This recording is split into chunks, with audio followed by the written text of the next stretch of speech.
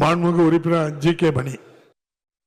மாண்புமிகு பேரவைத் தலைவர் அவர்களே, திரைப்படம் என்பது மிகப்பெரிய ஈர்ப்பு சக்தி வாய்ந்த ஊடகம்.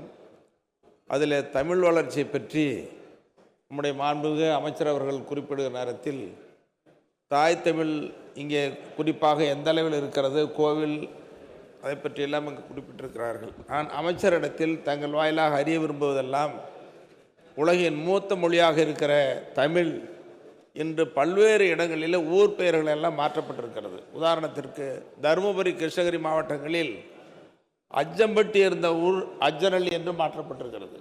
இன்னும் பேச்சு வழக்கிலே அஜ்ஜம்பட்டி என்றே இருக்கிறது. மாரண்டல்லி என்பது மாராண்டம்பட்டி, சோம்பட்டி என்பது சோமநல்லி மாற்றப்பட்டிருக்கிறது.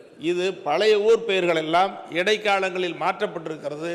இதை மீண்டும் அந்த தமிழ் பெயர்களில் மாற்றப்பட வேண்டும் என்று பல கோரிக்கைகளை இந்த மாவட்டத்தில் வைத்திருக்கிறேன். ஆகவே பழைய ஊர்கள் நடைமுறை வழக்கிலே, மக்கள் பேச்சு வழக்கில் இருக்கிற அந்த அடிப்படையில் பழைய ஊர் பெயர்களில் அஜ்ஜனல்லி என்பதை அஜ்ஜம்பட்டியாக அல்லி அல்லின்னு சொல்லப்படுகிறது. எங்கு பார்த்தாலும் அல்லி.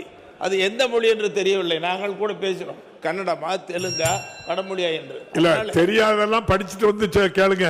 இப்ப கேள்வி என்ன சொல்லுங்க, ஒரு வரியில கேளுங்க.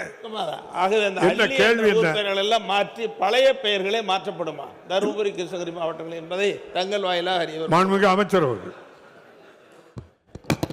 மாண்புமிகு பேரவைத் தலைவர் அவர்களே, ஊருடைய பெயர் வைப்பதெல்லாம் அந்தந்த உள்ளாட்சி நிர்வாகத்தின் கட்டுப்பாட்டுக்கு உட்பட்டது.